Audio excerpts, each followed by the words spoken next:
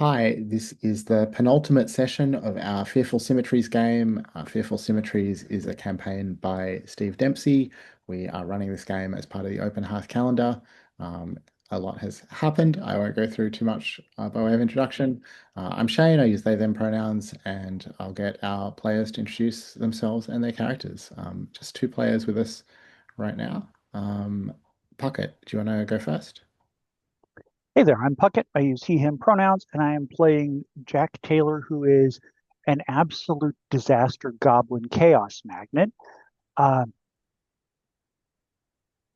Positively, negatively, who can say? Uh, he is pretty well hooked on opioids, specifically opium, and has apparently sold his soul to the devil, and the Fae have told him how to undo the deal, but he has to play for the Fairy King at some point even if he's not alive to do it. So, question mark. At any rate, that appears to be about where things are with him. Oh, and he has to recover a magical skull from hell that is allowing uh, a dude to bring artifacts into our world and sell them to fascists. So, you know, that happened. Um, Good luck with that. Look, you're probably going to be alive when the Fae want you to play. It's just not essential, you know. Listen, there's a 50-50 chance I figure at this point. Just for Jack on waking, really. All right. Thank you, Stephen. Yeah, hey there, I'm Steven, he, they. I think the last time we left off, I'm playing Owen, he, him. The last time we left off with Owen, he had just helped lead a socialist revolution in a goblin kingdom and still wanted for murder. Yep, sounds about Plus right. and minus. All right. So as we get started, refresh your abilities if you haven't already. Um, And yeah, just to fill out a little on the sort of recap, especially because Puckett wasn't here last week. As we start this session, you're both back in Oxford, having instituted, as Stephen says, some sort of goblin socialism in Tyso. And Jack, what we established last week is that, probably because the cards told you to, or maybe your spirit guide, you had rushed back to Oxford to try and deal with Tobias George. And we'll talk a little bit more about him in a minute.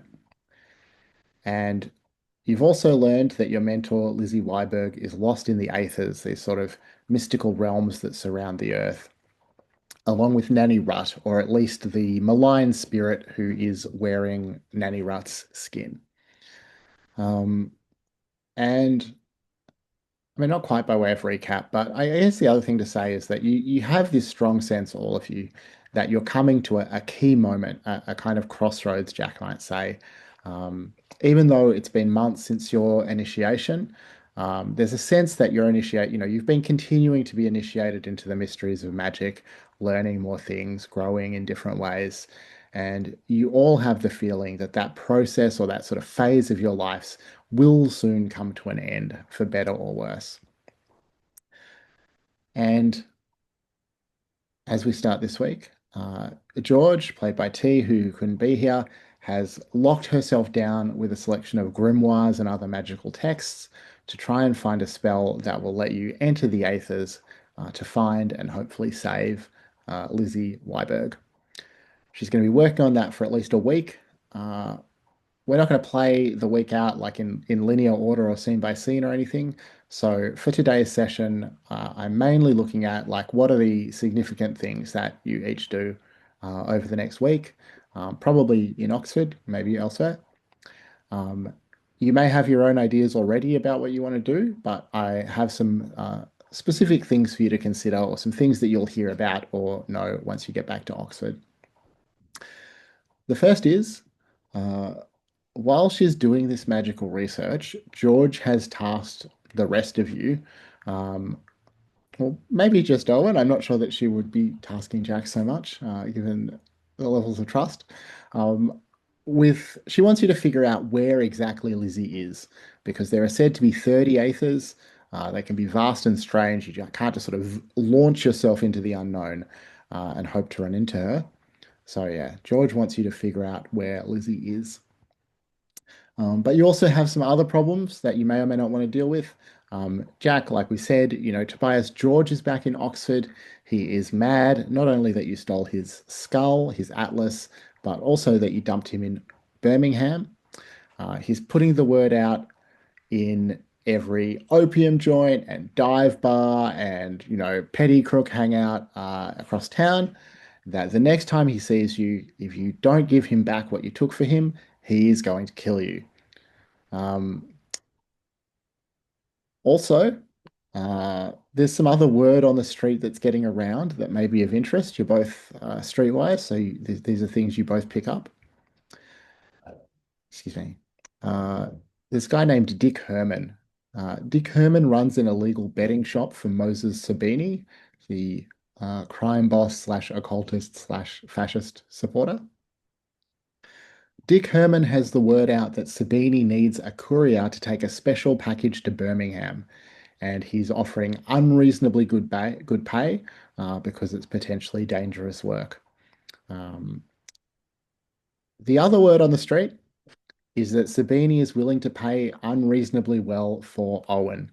Sabini wants Owen dead for killing Freya Webb. By now, you've probably already had to run off or avoid at least a few petty crooks who thought they might try and collect. But it's certainly a problem for each of you that people in Oxford would like to kill you. Um, and that roughly is the lay of things in Oxford as we get started. So I guess, would you like a scene for Owen and Jack to sit down and talk through some of this and make a plan? Or do you each have your own ideas about what you'd like to do? Did I find out about this and tell Owen about the price on his head, or did Owen find out about it some other way? I mean, you can establish it however you want, but certainly, the word's gotten around. Owen, adept at violence, may just have noticed that there were people, looking for him, hunting for him, that sort of thing. Um, might have heard it from his contacts in the party or other sorts of contacts, or might have heard it from you. Stephen, which do you think? Were the two options? I mean, it can just be anyway. Like the mechanical way is that you have a point or more in Streetwise. So, rumors, word on the street are things that just come to you. But what Okay. that looks like fictionally, maybe Jack told you because he had heard he'd been back in Oxford longer. Maybe you just, noticed an unusual number of people were trying to kill you. Maybe you heard it from someone else. Hmm. That makes sense. Should I refilm all my pools at this point? Yeah. So refresh both of you refresh all your abilities if you haven't already.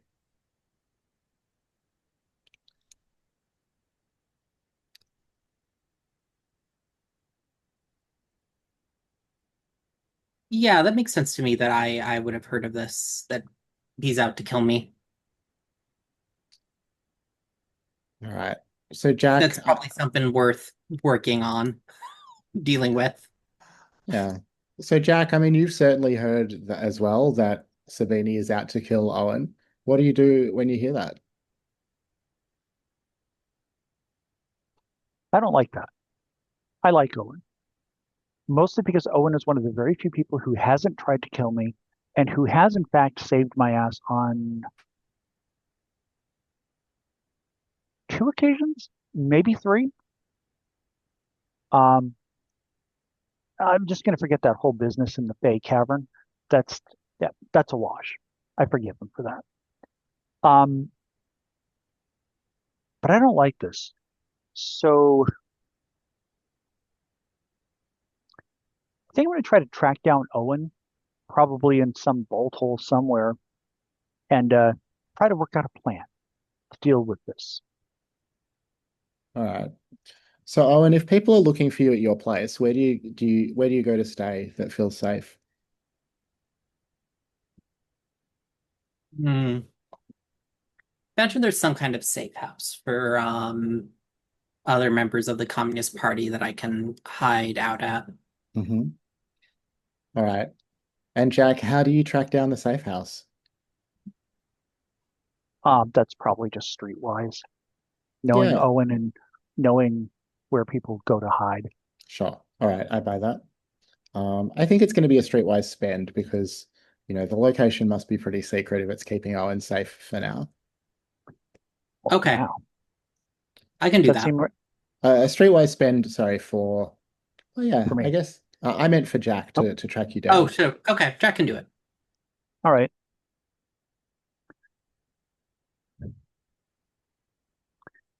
So I don't think I do anything quite as pedestrian as, well, knocking on the door.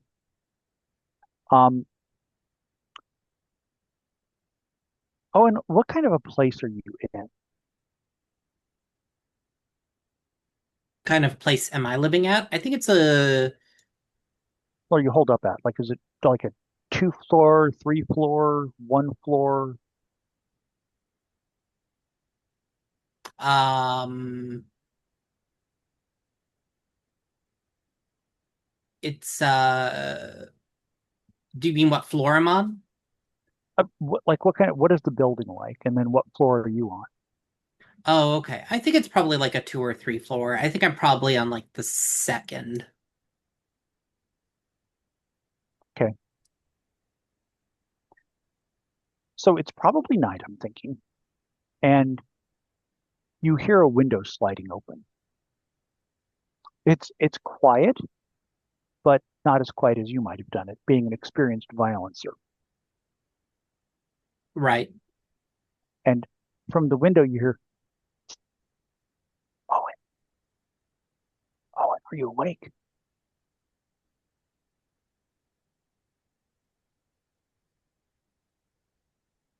I pause for a second, wondering if I really want to go to the window. And then Hey, Jack, finally I walk out. That does not help inside the apartment. But then I finally walk over. let me in. I don't want to be seen out here. I don't want to draw attention to this place. I sigh because that's probably true, and I let you in. You you've got no candles, no lights. Good, good. Remain in darkness. Good plan. I don't know if you've heard this yet or not, but apparently Moses Sabini wants you dead.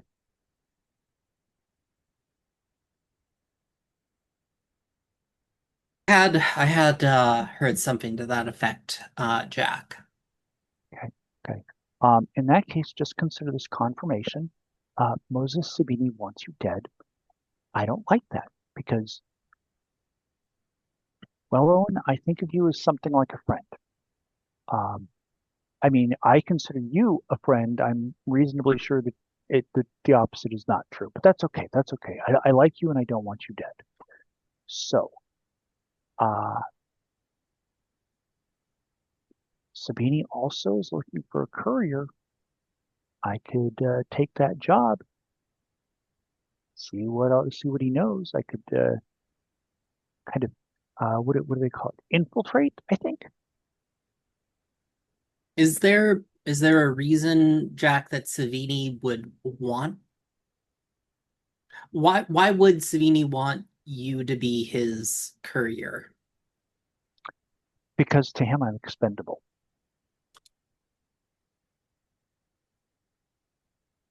He literally doesn't give a shit whether I live or die. And he knows I can deliver things. I mean, I got him the apples from hell, right?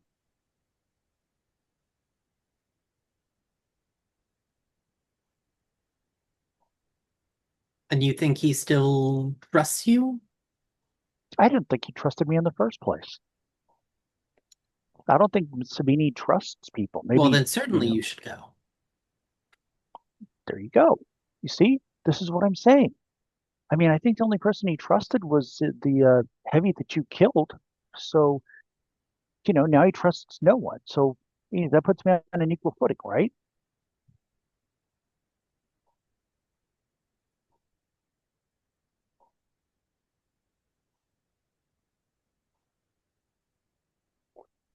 I I sigh. I suppose that makes sense, Jack. Is there anything you need me to do? Um,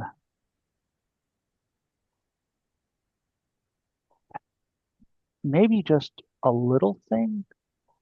Um, you remember the guy from the shack on the island who invited us to take the Atlas if we could, Tobias?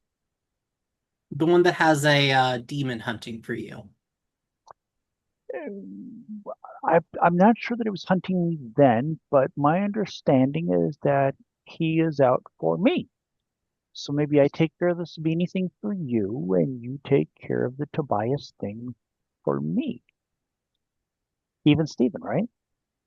Actual fair trade this time, instead of you just saving my ass once again.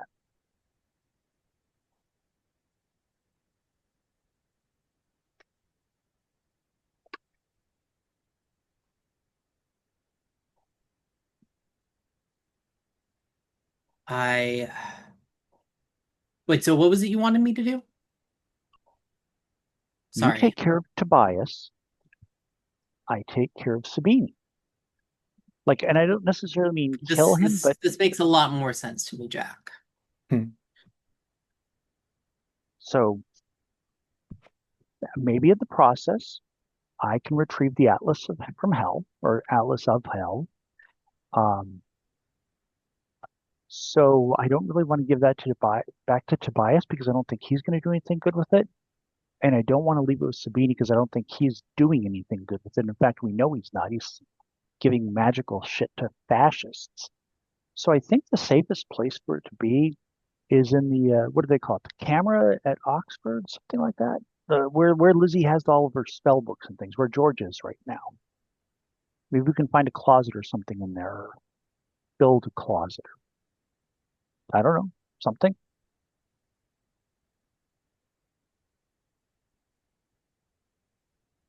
That part's less of a plan. We can figure out that part when we come to it, right?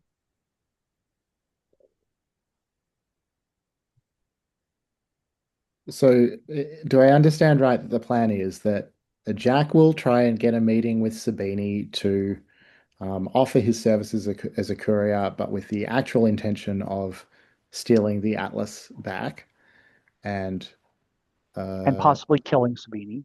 possibly. Um, and Owen will try and find and quote unquote deal with Tobias George, presumably I the mean, same way he dealt with Freda Webb.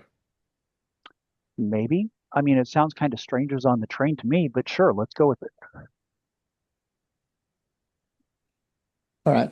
Um, so that works as a plan. Jack, I think. Oh, hey, Sybil.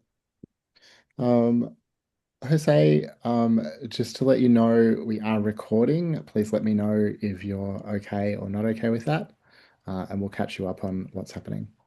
Sure. I'm so sorry. I totally blanked. I've been sitting here, but I just had 4:30 in my mind for some reason. I don't know. I don't have an excuse. I'm back. That's quite okay. Um, so no problem. So we are recording.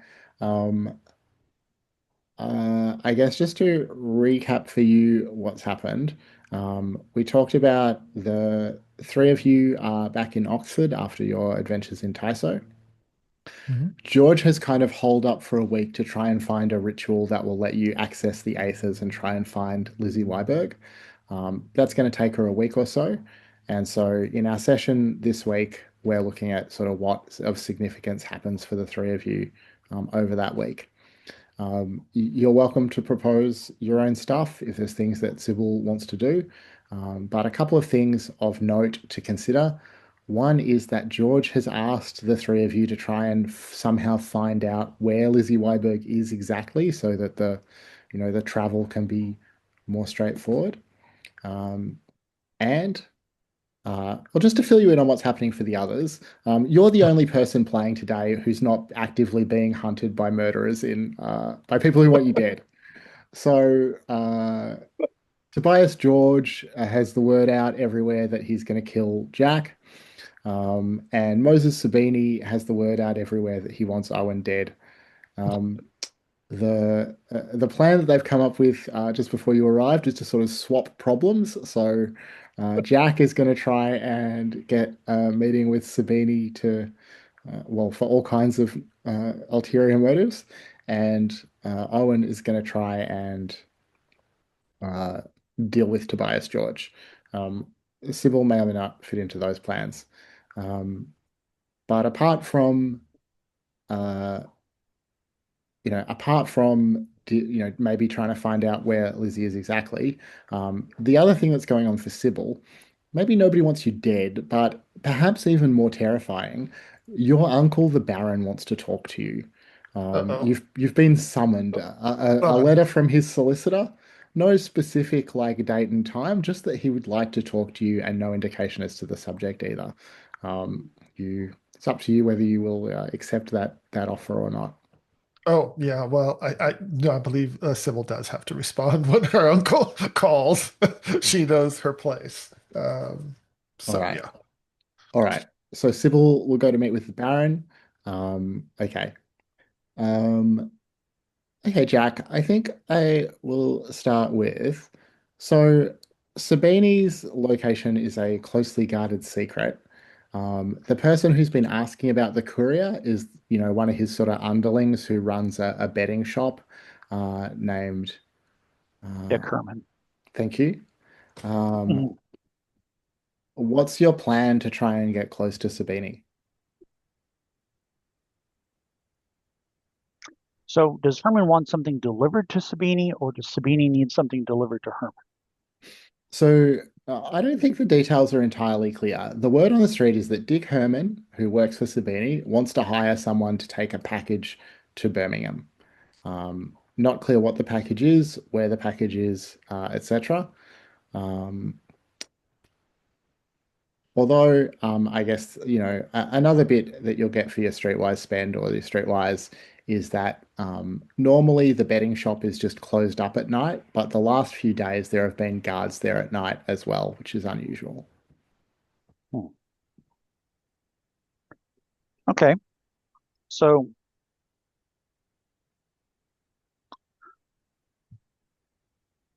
if I can, I'd like to do something like what I did with Owen, where I just kind of like pop up in Dick Herman's quarters, regardless of the guards outside. Well, Dick Herman won't live at the betting shop, so if you want to go to his personal house, I guess you can find that out. It may be extremely dangerous to pop up in the middle of a notorious gangster's house in the middle of the night, but you can give that a try. Look, at this point, what isn't dangerous? Sure. Um, Fortune favors the bold. all right. So you don't have entry as an investigative ability. How are you going to get into his place?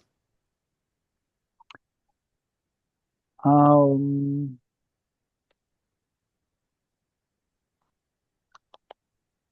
how about overlooked? So, I mean, I'm happy for that to work, but what does it look like? How are you overlooked enough to get inside? Oh, easy. I dress up posh.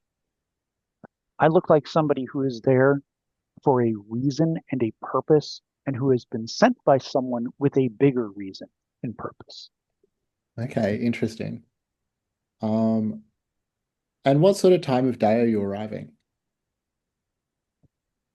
Oh, this? 11, midnight, somewhere in there. Okay, so late at night, Dick Herman will come to the door. He's probably still sort of, wrapping a dressing gown around himself, as he comes down to open it.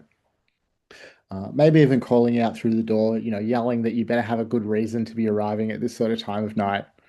Um, and yeah, he opens the door just a crack. It's on the chain so that, it can't be pushed all the way open. He sort of takes in, your deal, your dress, your demeanor, and I maybe tip it's a my little hat to him. disarmed. Yeah. Say, Yes. Mr. Herman, Who's I asking? understand that you. I'm somewhat offended that you haven't heard of me. I thought I was legendary in these parts. It's my understanding that you need something taken to Mr. Sabini. I happen to specialize in delivering things to Mr. Sabini.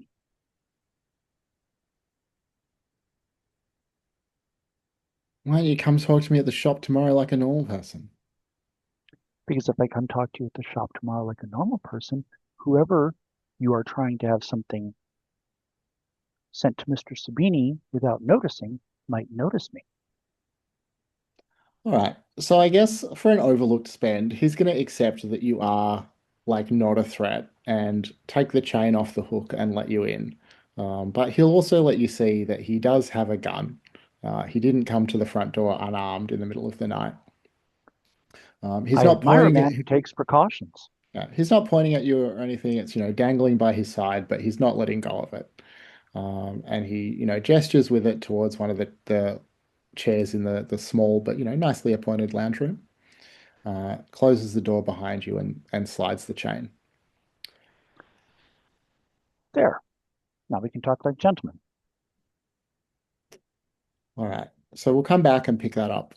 Um, Owen, how are you tracking down Tobias George? I mean, he's not making it difficult. He's all over town talking about how he's going to kill Jack. It's not too hard to, find him making the rounds of the opium dens and whatnot. But what do you do?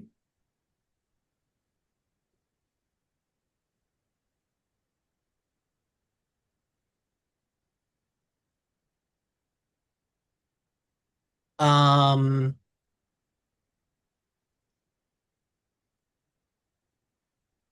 let's see. I think once I know where he's at, I guess I'm going to stake the place out.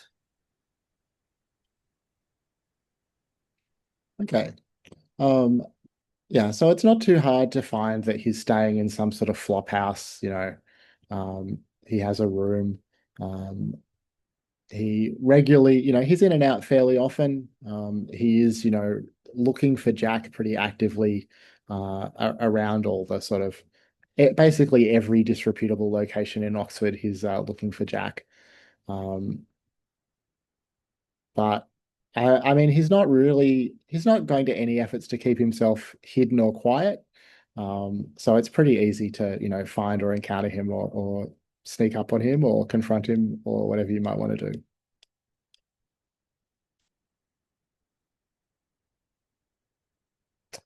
He doesn't, as he goes about his day or goes about his night, he doesn't take the Hell Beast with him.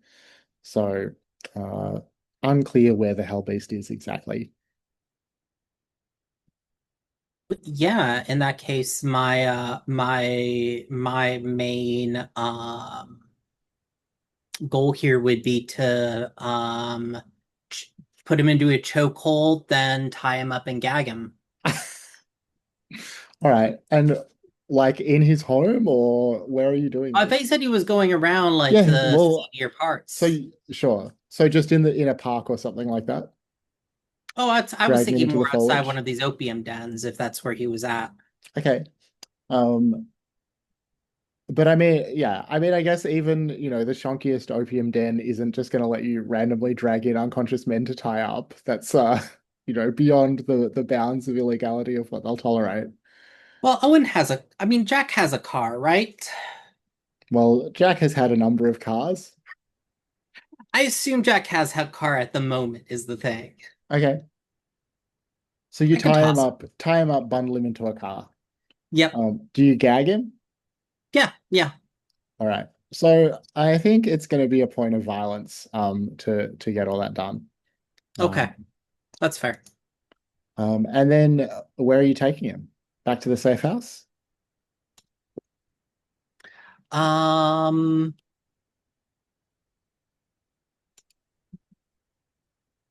yeah, yeah, that makes sense. He's in the trunk, so if I probably blindfold him as well. I don't want him to Hmm. know where the safe house is. Sure. I mean, even through the trunk, you can hear this set through the trunk and the gag. You can hear this sort of steady stream of grumbling complaint the whole time that you're driving him back to the safe house. But you get him there, get him inside. All of that will happen. Oh, he's a friend of Jack. He should be used to this sort of thing. I don't think it's fair to say that they're friends. Okay. All right, and we'll pick that up. I mean, Now, if he's not Jack's friend, who is? Is the well, thing. good question. The, and Sybil. So, you're just heading to Carrington Manor? Yeah, I think I've established that it's called Wickham Abbey, Sorry, and my it's mistake. not far away from Oxford. Um, All right. and Um, well, and yes, the I'm heading over there. I got the message from my uncle, the Baron, and she is stepping lively. He doesn't usually call for her. yeah, I mean, how often would she expect to see the Baron, really? Um, Like, is it just at Christmas and special occasions, yeah, or special occasions. Yes, I would yeah? think. Yeah, yeah, yeah, All right. yeah. So this is probably one of the first times, or maybe the first time you've been summoned like this. Sure. Yeah, let's say that. Let's say that. Okay. He's So nervous. the footman will let you in to the Baron's study. Um, there's another gentleman that you don't recognize who's sort of, the Baron's sitting at his desk and this other man is standing just beside him, behind him, off to the side a little bit. Um, and this other man has what Sybil will recognize as a very expensive and finely crafted blackthorn cane and a perfectly waxed handlebar mustache. Um, and the Baron will dismiss the footman and say, very good of you to come, Sybil. Thank you. I'm not sure if you know my friend Boris Kalamov. And she gestures, How do he you do, gestures. Mr. Kalamov? Hello, Uncle. Um, the Baron sort of looks maybe even a little nervous, which is not a familiar sight for you. And he doesn't make eye contact with you as he starts out. And he says, I need to discuss matters of some delicacy with you, Sybil. Um, uh, things I would prefer not to discuss with a woman, but especially a young woman, unmarried, but events have left me no choice. And you needn't worry about Dr. Kalamov. He's an old friend, and I trust him completely. Um, and I think you have a point in assess honesty. So you definitely can tell that your uncle is not telling the truth. He does not trust the doctor completely. Got it. Um, but he says that he's concerned about Anthony. Um, have you have you noticed anything strange or different about your brother recently? Oh, you mustn't worry about Anthony too much, Uncle. He's fine. I am looking over him. Uh, he does sometimes get in with a boisterous crowd. Um, but he's well. He's well. I can vouch for him. I saw Okay. him just yesterday. Oh, Sybil, a boisterous crowd is one thing and quite understandable, but I understand that he is sleeping with a man named Owen Heath. Did you know this? W- Uh, well, yes, I did know this. But And he's did, been quite discreet about it. I know it's not good of us to socialize openly with people of a certain caliber. But Anthony has tried to be discreet. tried to be discreet. The man is a communist. Did you know this, Sybil? A communist. That's shocking. Shocking. Really, I did not know this. I should hope not. I trust that you understand the seriousness of this. The Carrington family name cannot be dragged through the gutters like this. Um, Of A- course, Uncle. Anthony's indiscretions are understandable. but m must come to an end. I see. And Doctor, what was it again? With a slight Russian accent, he says Kalamov. Dr. Kalamov. And how are you involved in all of this? I'm not sure I understand your role here. Hmm. I'm an old friend of the family, Sybil. Really? I care about your uncle and your family name. How is it that I've never heard of you before, Doctor, if you are such a dear friend of the family's? Um,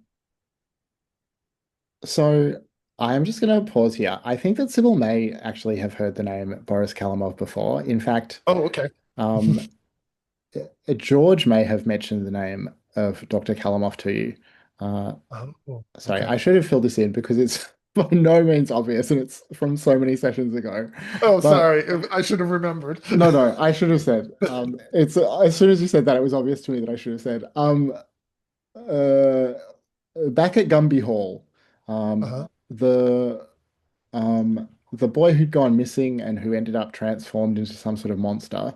Yes, You heard from his George heard from his parents, I think it was George, that he had been treated by a psychiatrist or an alienist named Dr. Kalamov shortly before his disappearance. Um, I see. I see. So maybe she has heard of his name, but not as a friend of the family. yeah, that's definitely true. Yes. So maybe she will continue to play stupid here. Hmm. And we don't have to retcon that. And Sure. says, uh, yeah, so how is it that I've never heard your name before? Hmm. Are you a recent associate with my uncle? I'm a very old friend of your family, Sybil. And your interest in Anthony is how connected? She's looking at her uncle like with a question in her like, why is this guy here while we're having this discussion? Mhm. Your uncle will sort of look to Dr. Kalamov, who gives a little nod, and your uncle turns back to you, and says, "It's not the only matter that I brought you here to discuss. Uh, I have also been considering, well, I suppose reordering my affairs. Uh, who will be my heir or heirs? What will become, I mean, not only of my fortune, not only of the estate and the investments and the title and things of that nature. But there is another inheritance in our family, something that has been with us for many generations. Your experiments with magic, which I have heard some details, reflect an independent mind and a will to power, which are both excellent traits in the Carrington lineage, and make me wonder if you are, in fact, the heir that I've been seeking, especially now that I know that Owen has such poor judgment. Anthony's quite young, uncle. I am honored. But what is this legacy that you speak of? I've never heard you speak of such things before. And she side eyes Caliban. Hmm. Um, he thinks about what to say, and he says,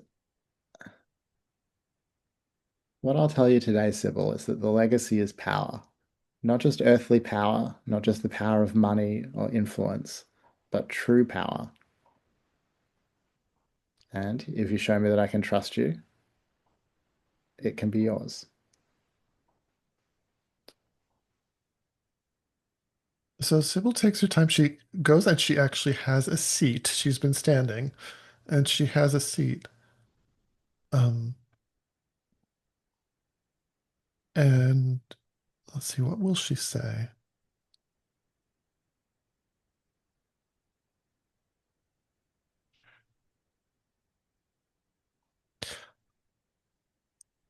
I am, after all, a Carrington. And if this is a legacy, I will embrace it. I have never been one to think much of inheritance, you know, Uncle, being the third sister, and Anthony even less so, was the fourth son. But if duty calls, I will step forward. Dr. Kalamov says, very good, and your uncle dismisses you.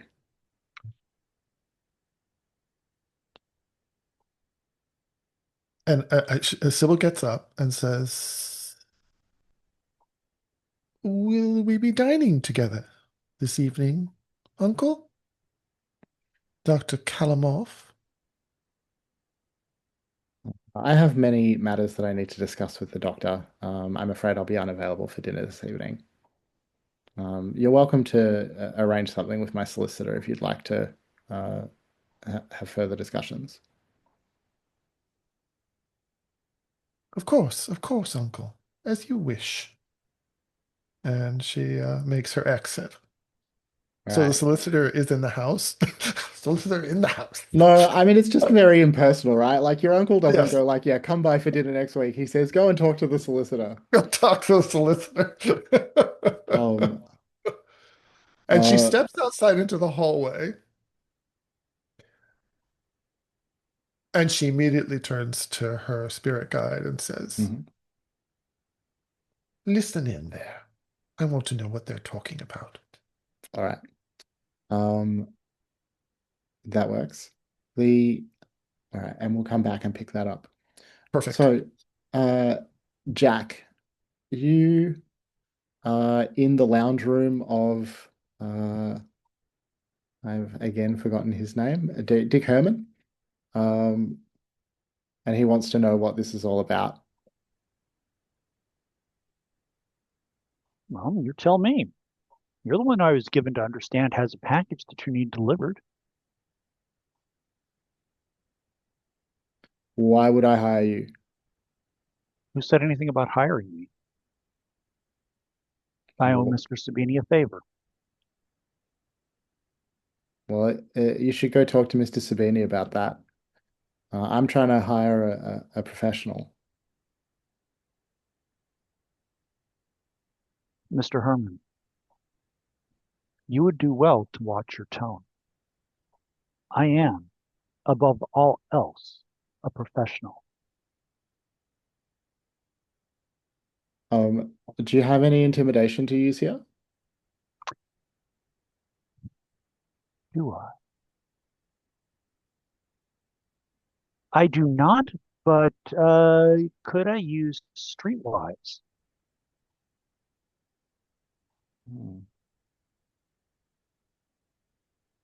Um, yeah, okay. I buy that for a streetwise spend. He's impressed by your credentials or your presentation.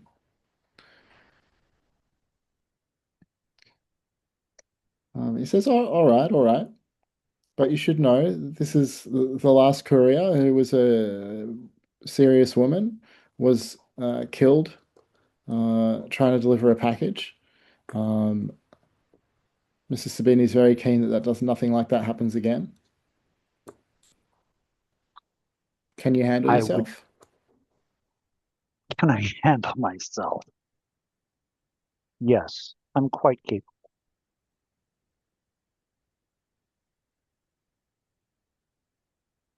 So, how This isn't soon? that business in Birmingham, is it?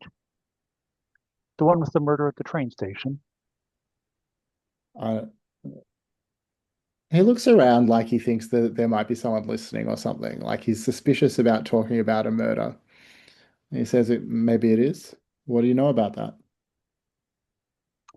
Merely that, from what I understand, a serious woman was killed at the train station in Birmingham. And if you say that the last courier was a serious woman, well, that doesn't really take much math skills to add up.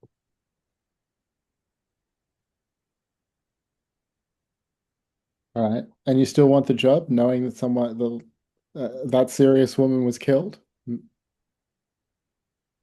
As I said, I owe Mr. Sabini a favor. Listen, you got to put that out of your head. This is not about favors. This is about a working relationship. I don't know nothing about favors. If you want to talk about favors, you go talk to Moses himself. It seems like you know him. Mr. Herman, I will accept the package and see to it that it is delivered. How soon can you do it? How soon does it need to be done? Well, the sooner the better. Is this something that needs to be done discreetly, or do you care if there's noise? The less noise, the better. Understood. Is this package going to a city whose name starts with B? You know where it's going. He takes out a piece of paper and starts writing down some details for you. He says, "Could you start tonight?"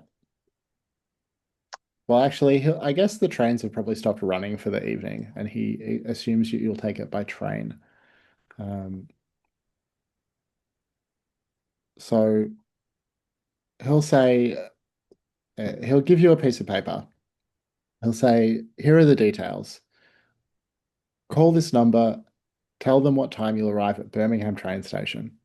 Don't have any other discussions except to tell them a time. You'll be meeting a man named Trevor the Knife. You give him the package. You get the package from the office at the betting shop, go after hours when it's closed, give the guards the code word. The code word is written down on the piece of paper. The code word is uh, Albion. Code word changes every day. That's the code for tomorrow. You pick it up tomorrow. If it's any later than that, the deal is off. Do you understand? Tomorrow morning or evening? Any Anytime tomorrow, but outside of business hours. Understood. Mr. Herman, a pleasure. All right, now get out of my house so I can get back to bed. And I will leave into the darkness as quickly as I showed up. Nice. All right, Owen, you're in the safe house. You've got a gagged, bound, and blindfolded Tobias George there with you. What do you do? At this point, I take off the blindfold and say, "Hello there, Mr. Tobias George. I believe we made our acquaintance at the lake house." Is he still gagged? Yes. He makes a noise. Oh, I'm glad you remember me. Um, I'm here in regards to a mutual friend of ours. Well, I think a friend to you, Jack. I believe you know him. We were there He together. he makes an angry noise. Yes, that's how most of Jack's friends describe him. Uh, I Now I know it's probably you have a lot of fair reason to particularly want harm to come to Jack, but unfortunately, I am not able to allow you to do that.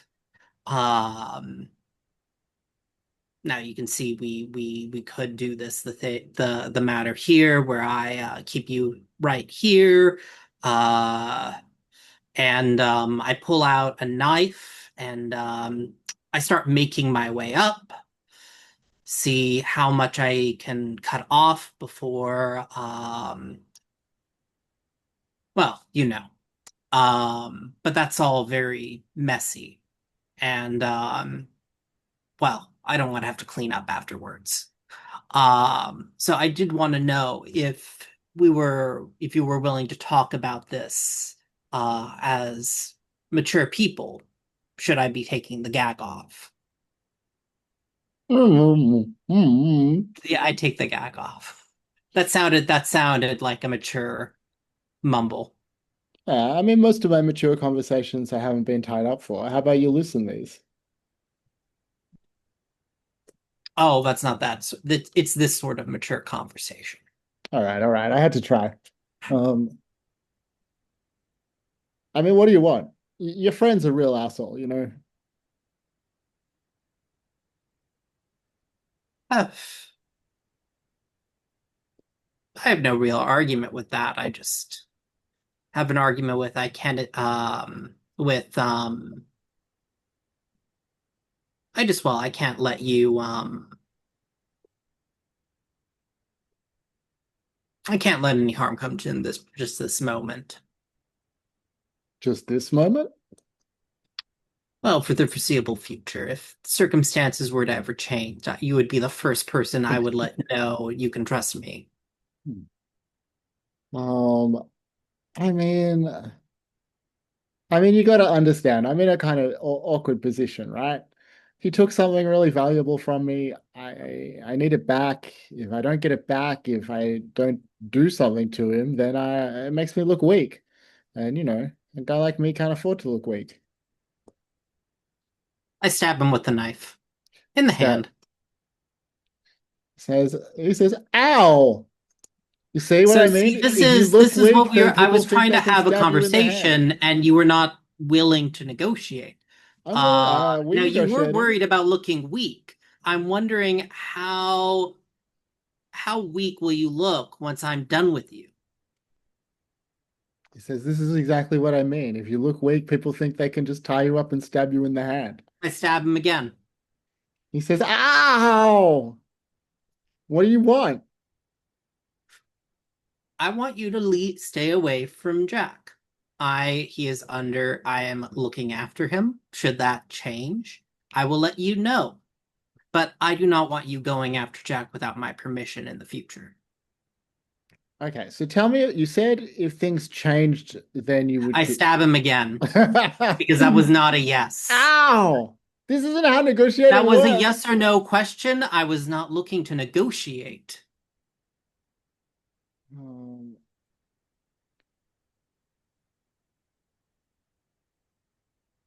without your permission, I okay. can proceed from the stabbing to the cutting if you wish, but I really did not want to go there. Okay. Fine. But you got to tell people I put up more of a fight.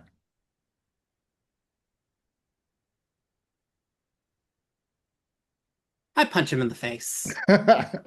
Exactly. Like some bruises would really help.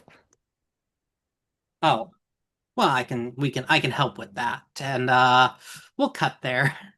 All right.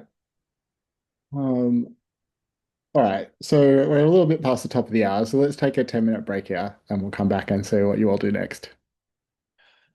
All right. Um, so Sybil, where do you go after you've spent time with your uncle to, I assume that you're sort of waiting for a report back from your spirit guide. Is that fair to Yeah. say? Yeah, I'll wait for that. I think maybe the butler. Um uh so I'm assuming this is a butler that she knows, that she's grown up Sure. with, and it's been around for forever, Mhm. that she has a relationship with. Um uh and I think she'll seek him out and yeah, and ask him about Kalamov.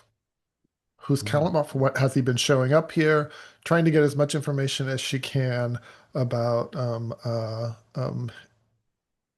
this association, because she is obviously concerned that this alienist has some kind of influence over her uncle. Yeah. So, sorry, I should have said I told everyone at the start of the session they could refresh their abilities. So, Oh, okay. make sure you do that. Um, and I say that because I'm going to ask for a spend to get the information out of the butler, Oh, sure, who is, of sure, course, sure. the soul of discretion and would not think of betraying his uncle's confidence. Right. Your uncle's confidence, sorry. Right. Let me just get this all settled out. And that's going to be 12 plus 3. All right. I think I'm up to speed now. I'm back restored. Okay. Okay. What do you spend? I think oh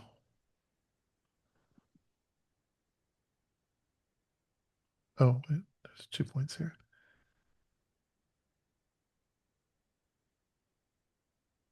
It's either going to be reassurance or high society, I would think.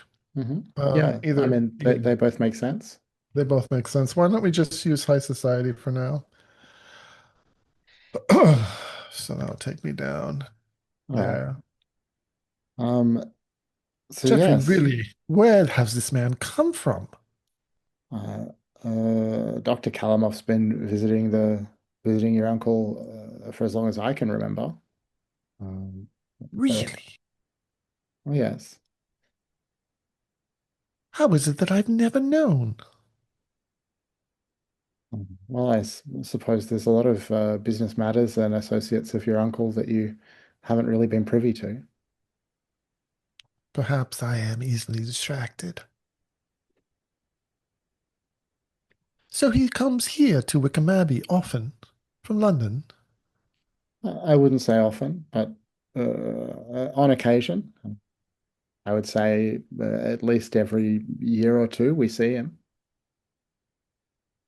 Frequent visitor. Let me think what else you might ask him. Yeah. um, I mean, the butler will volunteer, based on the spend that, he doesn't know what sort of business they do together exactly, but there's a lot of details of your uncle's business that he's not across. Um, the conversations always seem to be private.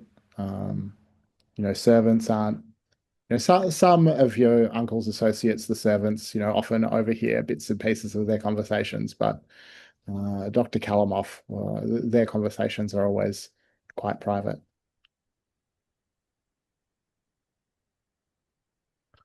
and does he ever stay here at the Abbey? He's stayed here from time to time.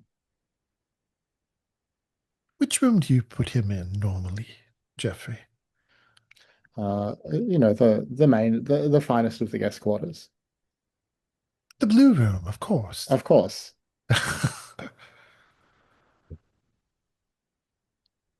Well, thank you, Jeffrey. You've been most helpful. Very good.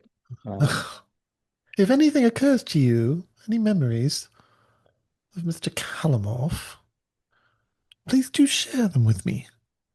Won't you, Jeffrey? I think I've told you all there is that I could say, but I will, Miss Carrington. Thank you. You've been most helpful. You can go. Yeah. Um, yeah, I think it's a stretch to try to get a read off of the room that he may have used, unless he's in it right now. Well, right now he's still with your uncle. He's still with my uncle. No, but he's yeah, if he's using it right now, um, I could go snoop, but yeah, there was no indication that he was spending the night. So Yeah, that's right. okay. Um, all right. Are you sticking around the Abbey, or are you heading back to your place, or what will you do? Um,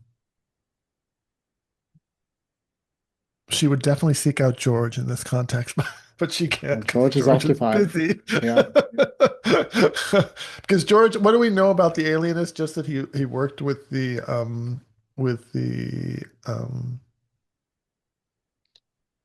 boy who ended Yeah. up turning into the monster. Yeah, so the boy's name was Felix. His mother said that he'd been troubled for, in the weeks or months leading to his disappearance, and that she'd arranged for him to speak to this famous London alienist named Dr. Kalamov. Um, and you also know that when George looked into it, she couldn't find any record of a doctor named Kalamov. Right. Um, So yeah, I think that's what you've heard. But that there was an author named Boris Kalamov who'd written books about English folklore Ah, or okay. anthropology. All right.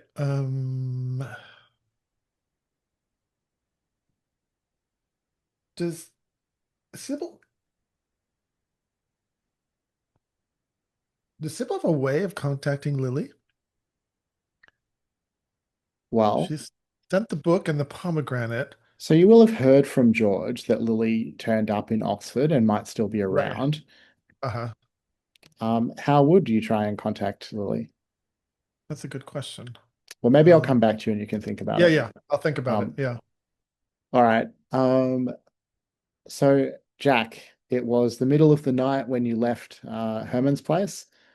Are you gonna go and try and collect this package now, or are you gonna wait for the morning, or what's the plan?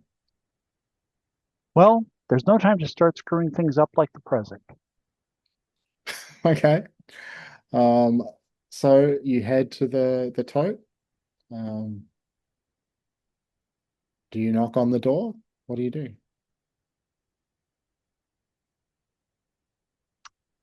How secure is this building? Um, I mean, it's locked up. You know that there are guards inside, or you've heard that there are guards inside at least. But other than that, it's just a street, a shop front on a street. I think I'd like to do some idiosyncratic magic here. Okay. I want Um, to circle around to the back and get the door open. right. Um, so let me remind myself of the rules for idiosyncratic magic. And so for anyone who didn't see in the server, I did say that given that we're closing in on the finish and people have said they want to be able to do more magic, we can negotiate about more sort of off-book uses of idiosyncratic magic as people like. All right. So the intended rules for idiosyncratic magic are that you make a will test, and on a success, you can spend will points as points in another general ability 2 to 1. Um, and you must describe the weird, flavorful action your character is taking and include a necessary condition for the effect to work, something that you must have or do, and explain the oddball theory by which it works. All right. So what is the magical means of opening the door?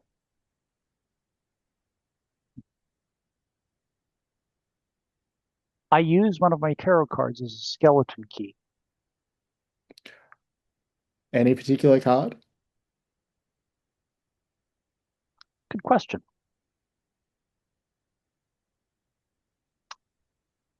Ten of Spheres reversed. Hmm. Interesting. All right, I buy it. So it's going to be a will test, and then you can spend a difficulty 4 will test to be able to do this, and then you can spend will points 2 for 1 on a second test to open the door. Alrighty. So will test 4. Um,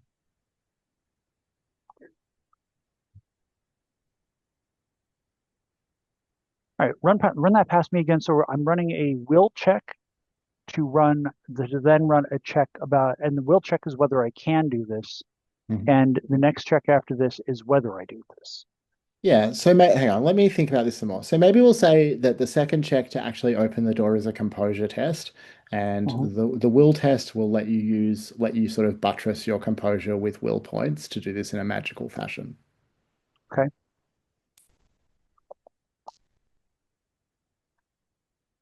Um, so idiosyncratic magic is like quite will intensive. That's the nature of the mechanic.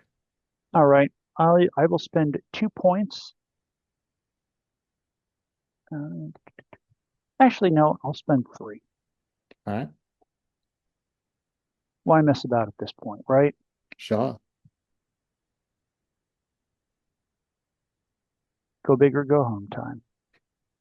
Safety and resources. There's dice pool. You need the link. You got it. Yep.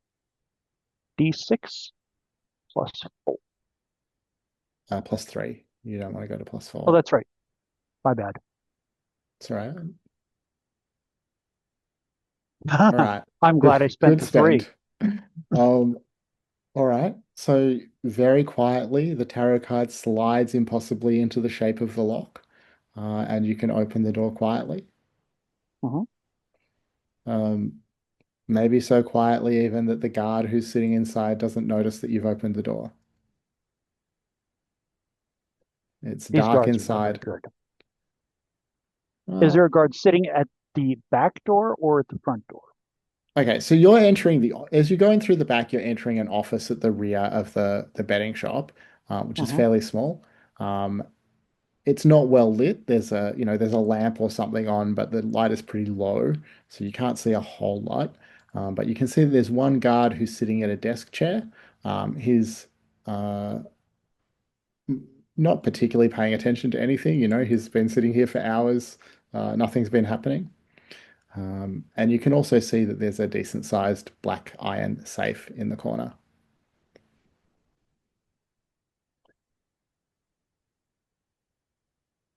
I'll pause for a moment and say, the code word is Albion.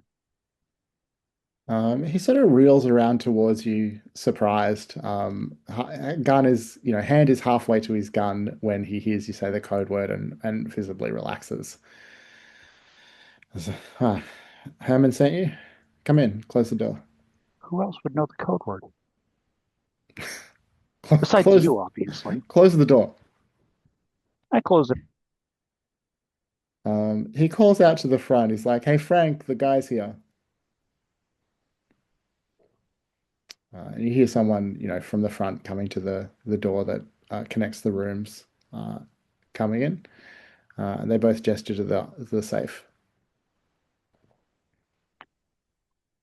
I'm to take the entire safe, Uh, no, just the package, right? just the package. Are neither of you going to open the safe? You're pretty impatient, aren't you? Sure, we'll open the safe. I just understand from Mr. Herman that time is of the essence. Yeah. All right, all right. Um, so the one who just came in from the front will like bend over in front of the safe so that you can't see the combination that he's entering. He's sort of looking I over would his like to use shoulder my to make spirit sure. guide to see the combination. Ah, your spirit guide can definitely do that. Um, the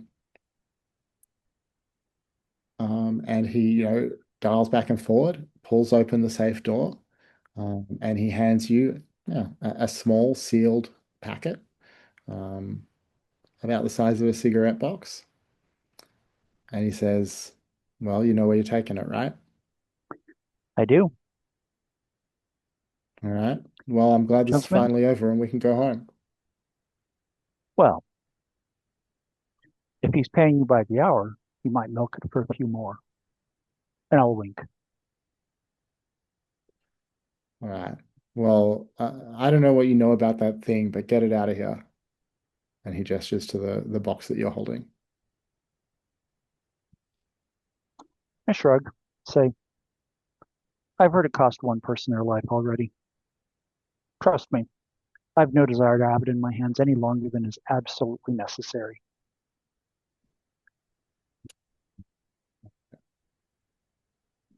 Go on then. Oh, after I say that, I'm just on my way out the door. I'm not even waiting to hear what they say or if they say anything. All right. So we'll come back to you, but And like, oh yeah, my spirit guide got the combo. yeah. Um, so we'll come back to you, but like, what is your plan now that you have this packet? I mean, I assume you're not taking it to Birmingham, but what are you doing with it or planning to do with it? The fuck would I be taking it to Birmingham for? Yeah. I mean, what is the plan? Are you taking it back to your place? Are you throwing it in the deepest hole you can find? Like, what is the... I'm going to do the only sensible thing I can think of to do at this point. Mm-hmm. In I'm going to typical go to Jack Owen. fashion. Okay. Yeah. Um, well, um, Owen, I assume that having, sufficiently roughed up Tobias, you're gonna let him go? Or maybe drive him to somewhere far away from the safe house and then let him go? Yeah, I'll drive him somewhere far away from the safe house and let him go. Right. He tells you where he's staying and says, if you ever change your mind about your friend, let me know. Oh, this is Jack's car, by the way, so you can have it. I don't want anything from that guy. That's my All right. goddamn Atlas back. Um, he's, hobbling a little. He's clutching his hand. It's still bleeding a little. Um, calling out bitter complaints about Jack as he shuffles away. Yeah, Um, that's fair. so Jack will find you. Maybe. Is there anything else that you want to do, or will Jack just find you back at the safe house? No, I Have think Jack will just find me back at the safe house. I'm cleaning up a little bit. all right. Are we interested in getting all three of the characters together to talk about their next moves? Is that maybe what makes sense here? To me, it makes sense. All right. So just before we do that, Sybil, you will get a I do report back from your spirit guide. I Um, do have one little quick retcon on oh yeah. or addition actually. It's what an Hmm. addition. So as the butler's leaving the room, Sybil's staring out the window towards the front lawn, Hmm. and she says, "Oh, and by the way, Jeffrey, the black Bentley, is that Dr. Kalamov's?" Okay. Sure. All right. And So, yeah, go ahead. well, it sounds like you have some ideas about getting information about Dr. Kalamov, but Right, um, but if my spirit guide will give me a bunch of information, then that's fine too. yeah, I mean, it can be both. So, so it'll be a glamour test, just a difficulty 4 glamour test for the spirit guide to tell you what it's seen. Okay, so a test then, difficulty 4, you said, so I Hmm. can use points from glamour for that, Hmm. right? Yeah. Okay, so why don't I just go ahead and use 3 points? 3 points would make it a sure thing, right? Is Hmm. that, am I doing the That's right. math right? Yeah. Yes. Okay, I'll just use 3 points from the glamour then. Yeah. Should I roll anyways in case of a crit, or does that Yeah. matter? Um, It's a yeah, D6. roll anyway. Okay. Well, Cool. Oh, it's a nice. 9. Yeah, All right. So, I'll tell you what your spirit guide saw, and because it's a crit, tell me if there's some like extra information that you'd like your spirit guide to have divined that comes great. up as we talk about it. Um, so what your spirit guide saw was a conversation between your uncle and Dr. Kalamov that proceeded Mhm. after you left. Um, they were talking about you. Um, Dr. Kalamov said that you are willful, but the children can handle that easily. That they like the way that stubbornness curdles into fear in the face of acute pain. Um, your uncle, not looking totally happy about this, uh, asked if they would really take you. And the Baron said, oh, indeed, one of them has laid the trap for her already. It waits for her even now. Nothing she can do will save her. Yikes. Not Um, ominous at all. um, and then, your spirit guide couldn't maintain itself in the room anymore, and that's where the That's where the it stopped. impressions end. Okay. Um, it might have been able to, glean something specific about Dr. Kalamov or something for your crit. Is there um, anything that you Gotcha. can think of that you'd Um, like? mm,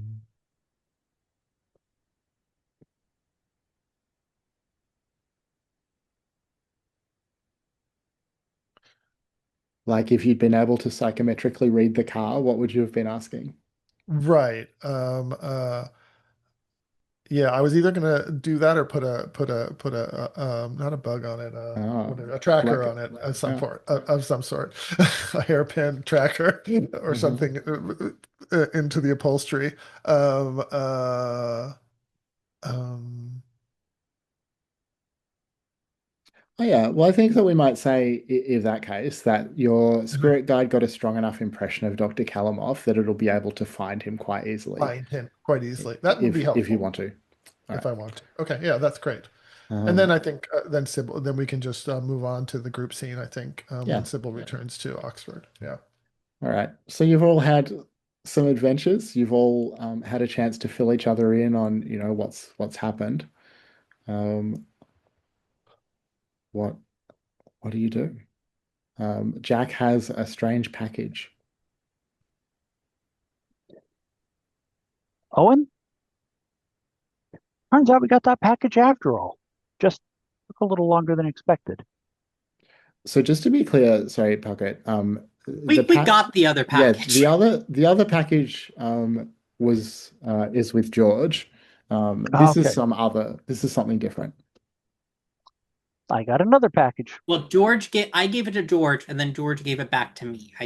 And then did we do something with it? Well, I forgot George, if I did something with I it. believe that George still had it because George had planned to use it to prove to Carrie Worthington that magic was real. Yeah, Although but then that, she gave up on that and like threw it at my feet because she didn't oh, want it okay, because she knew we murdered someone for it. right, right, okay. Well, then you have the ring. So there are two packages that we're dealing with. The one that Owen has that we know has a ring in it. Is that Hmm. correct? To Hmm. remind me, and then the unknown one that Jack has just picked up Yes. from this drop off. Yeah.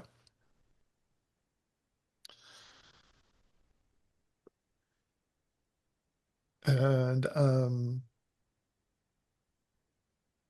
And Sybil has just been told that there's a trap laid for her Sorry, be already. right back. Oh, My sure. cat got himself somewhere weird. Oh, no worries. and Sybil just told her has been told that there's a trap waiting for her somewhere, and she knows it's associated with the children. The children are of there's a name for them, right? Leviathan. The children of Leviathan. Oh yes. Okay, great. Uh, um, so I think she will say to the boys, I just had the most disturbing encounter with my uncle, the Baron. And she'll recount what went down and also what she learned about Dr. Kalamov. And that there yeah, and then she'll say, I don't know what exactly they want from me, some kind of ritual sacrifice of some sort to the children of the Leviathan. I'm a bit unsettled by it all. Does anybody have a drink, Jack? I You must happily have tossed, something I on you. reached inside my coat and tossed the flask over. It's brown and strong. I highly recommend it. Excellent, excellent. It'll put She hair on your takes chest. a swig. She takes a swig. Says, well, I suppose if someone's going to be trapped, it's good to know that you're walking into one. Only where might this trap be? You're assuming it's a physical trap. What if it's a cognitive one or a psychic one? We already know that Lizzie is somewhere literally in the ether. Who's to say this trap couldn't be something similar?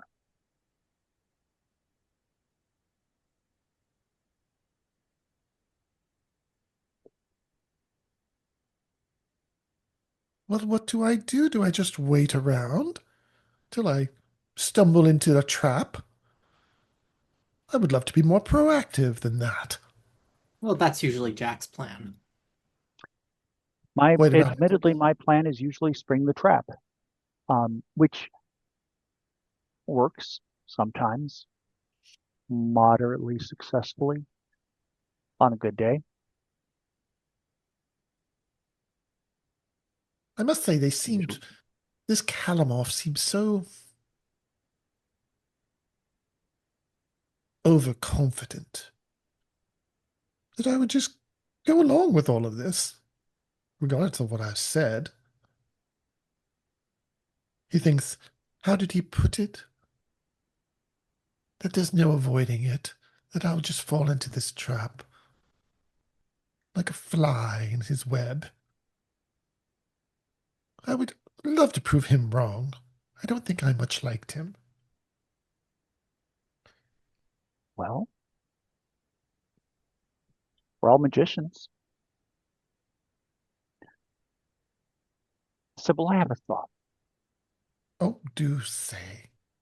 What if you were to stay here in hiding, but we were able to transform a glamour in such a way that it makes me look as you? You would do that for me, Jack. Of course I would Walk do into that the for you. trap for me. Of course I would walk into a trap It's for you. Jack's specialty. Exactly. As Owen says, it's my specialty. I do it all the time. And Sybil leans back in her chair and says, I have just the frock that might fit you too. I roll my eyes at that and say, I'm never going to hear the end of this, am I? No, no, this is too delightful, Jack. It's a wonderful idea, don't you think, Owen?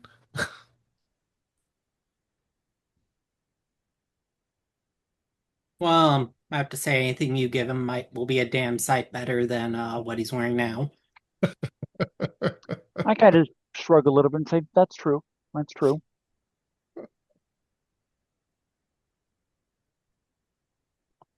It won't be as representing of my character, though.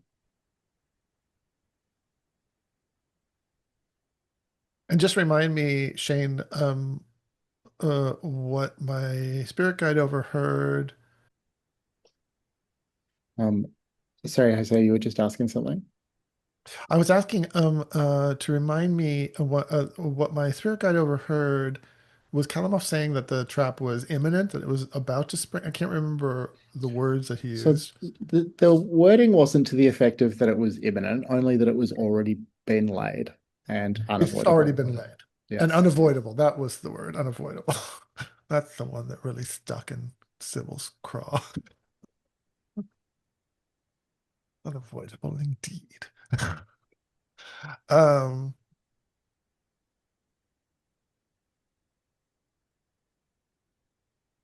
well, well, Jack,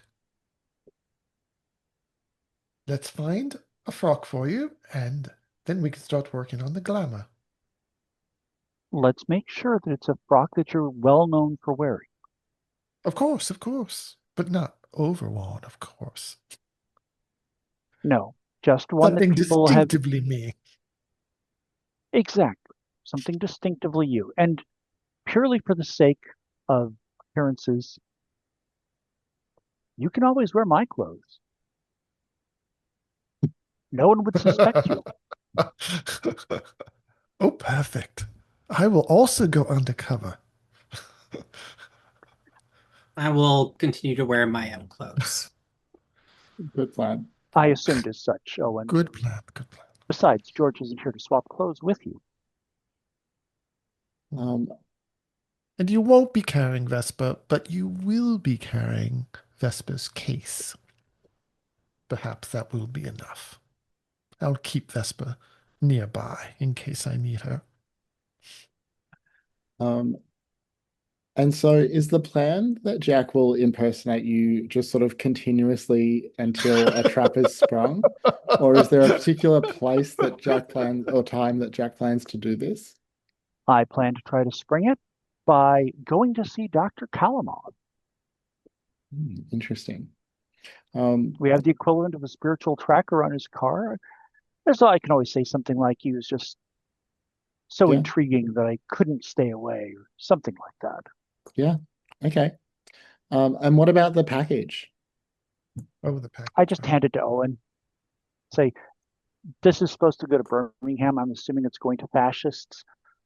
Let's wait a day or so, and then we can set off to Birmingham and, well, make England a slight bit better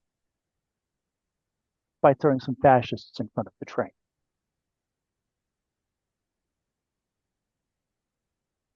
I mean, Owen is wanted in Birmingham. I don't know if that's. I'm probably not going to head back to Birmingham. Very well. Look, Sybil, I'm already starting to speak as though I knew. All right. You're muted, You're Jose. muted. That's lovely, Jack. Keep working on it. You'll get there. Um, all right. So just Maybe we for have a little montage of the dress up play. And I don't know if we want to do something around the glamour, how we're creating the glamour that's going to make me look like Jack and Jack look like me. I feel like it's all set to yakety sax. um yeah, okay, how are we gonna deal with this glamour? Okay, so first of all, let's just have a 1 point glamour spend from Jose to get the information about where Dr. Kalamov is. Of course, Um, yeah. and that's just going to be that he's in a car. It seems to be heading back to London. You can sort of tell that that's the direction that it's heading in. Okay. Um, the the glamour. So doesn't necessarily it doesn't really matter who's doing these spends because you're all together. You know, you can cooperate Mhm. if you want, lend each other points. But I think the glamour to make Jack appear as Sybil um, is going to be just a will, like idiosyncratic magic. So a will test for it to work at all. And then I think it will be we'll call it a stealth test is maybe the closest. Like it's stealth in the sense of, concealing your Right. identity. And you can, support the stealth test with points of will as normal for idiosyncratic magic. So whoever wants to do the glamour or the spell, um, what is the strange mechanism or theory about how this works? Jose, are you okay with doing the spell and then having me do the stealth check to see if it's working? Sure. Okay. So that just you'll walk me through mechanically what that is, but I have to have some there has to be something special that we do Yes. to um uh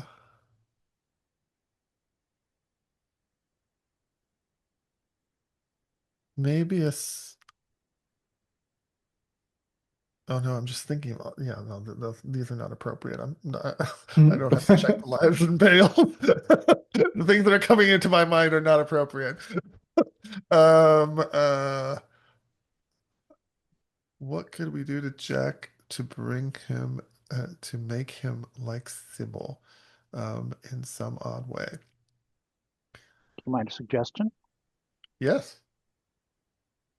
What about taking a darning kit and taking the dress in a little bit just so it fits Jack a little bit better? So, I mean, I'm happy for that And to be part of the montage, but we need something strange and eerie and suitably magical. Strange and well, eerie and this is what I'm thinking. Maybe So, the needle is pulling invisible thread, or it's an invisible needle, or it's floating in the air. uh-huh. where would you get the invisible thread or invisible needle? That's a good question. I do not have a good answer, much like Jack usually. But the needle could still be floating, and it could be sewing parts of the dress into Jack's skin, drawing blood, and thereby making it eerie, creepy, etc. Blood drawing needles. Um, Yeah, Is I that mean, suitably eerie? I buy this as a sufficiently horrifying explanation for how the magic works. Um, so and the I dress think itself will be blood red then.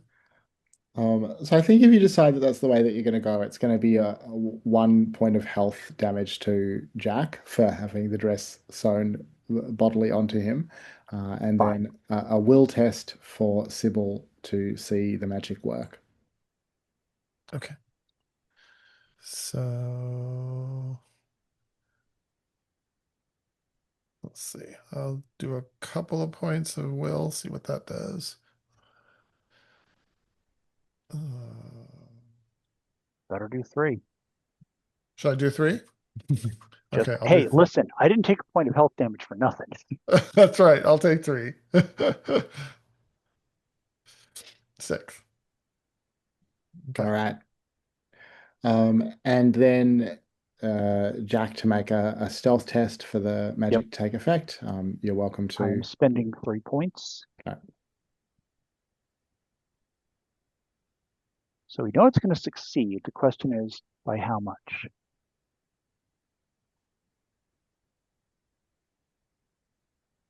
How good will this disguise be?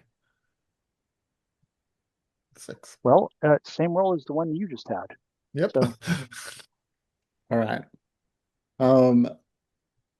Okay. So we're coming up to the break. Just we'll do a little poll about what we're all going to be doing when we come back. So the plan is, as I understand it, Jack will follow Dr. Callum off to London to try and find out more about the trap, I guess is the plan. or spring it entirely. Yes. Um, what are Sybil and Owen going to be doing? Are either of you going with Jack? I mean, I assume that Sybil isn't. Does I Sybil? imagine Owen probably. I mean, unless Sybil is going through with the disguising herself as Owen route. I mean, Owen as Jack. Yeah. Um, Owen is probably following because I do not expect this plan to go at all well. Yeah, let's all go. I think it makes sense for us all to go. And Sybil will wear Jack's clothing, but we won't do a whole glamour. She doesn't have to fool anybody up close or anything like Is she that. doing like a really bad Cockney accent the whole time? I'll do my best. You don't have to. I just want to imagine. Is Sybil like going governor to everyone? Yeah, All right, amazing. So we'll pick up with the three of you on this ill-fated, perhaps not road trip. Hey, Trip to London, trip to London. of course, I Uh, pull up in a different car, a completely different car than any of the ones before. mhm. Like, get in.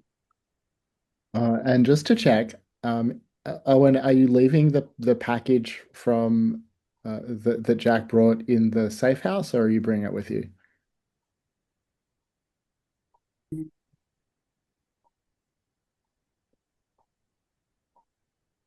We haven't even opened that I package, guess we'll open it first because I feel like we shouldn't just. We should actually know what's in it before we make that decision. I was just thinking we'd slide it under the door and give it to George. Is that the? Yeah, but a lot of people want to kill George right now, is the thing. A lot of people want to kill all of us. Why is that special for her? Well, George seems to have a problem with that. Um, You don't. so it sounds Go like ahead. we have one vote for open the package and one vote for slip it under George's door. Maybe Wait, Sybil what instead did of we do with anything. the ring back when Oh, I we still had? have that here. Right, but how did we approach the package with the ring? Didn't George do something reasonable? I think just, checked that it wasn't obviously trapped or Booby something and trapped. then opened it. Okay. Yeah. Oh, Do you want the ring, that's all. Sybil? What is the ring? I flip it over to you. It lets you enter dreams or something like that. Is what That's George right. told me. Oh, that's right. Yes. Oh, that's another possibility. Enter Kalamov's dreams. So you have to touch them while you're wearing Yeah. the Oh, while ring. you're wearing, you have to approach them while they're sleeping. No, Okay. you touch them anytime and then you can enter their dreams subsequently. Oh, okay. All right. All right. So is there a deciding vote from Sybil on the open the package versus slip it under George's door question? uh, more bad things will happen if we open it. So why don't we do that? That's a Jose thing, not a Sybil thing. But Sybil is a little bit what did I call her? Daring or I can't remember what the word I said. It's going to be reckless at some point, daring, yes. I feel like though there's the bad thing of not knowing what's in this package we're carrying around with us. I feel Right, like that that's is the the bad thing worst too. thing. All right. So you open the package and we'll take our 5 minute break and then find out what you find inside it. So back about 3, 4 minutes past the hour. Okay. Hey, sorry, I've been feeling a little sick and I think it's just sort of hit me and I'm gonna open door the rest of the session, Sure. so we'll That's wrap up fine. here. Yeah, Um, so we're yeah, at a good cliffhanger. yeah, I think it's a good cliffhanger. George can throw in her opinion about having just unwrapped this package when Tia's back. Um, and yeah, next week Yes, will be perfect. our final session. I'll post something in the server just about sort of where we're going, like getting some stars and wishes and stuff, but I'm just gonna Yeah. finish up here. And just in case anyone was curious, my cat had managed to destroy a bit of my fence and then was meowing for help because he didn't have an Oh. exit strategy after doing that. So your cat is Jack. Yes. I Um, kid, I kid. All cats are Jack. All cats are Jack. are you all okay Thank if I you. post the video? Sure, Yes. go for Yeah. it. All right, cool. Thanks, All right. everyone. I'll see you next See you week. next week. See y'all next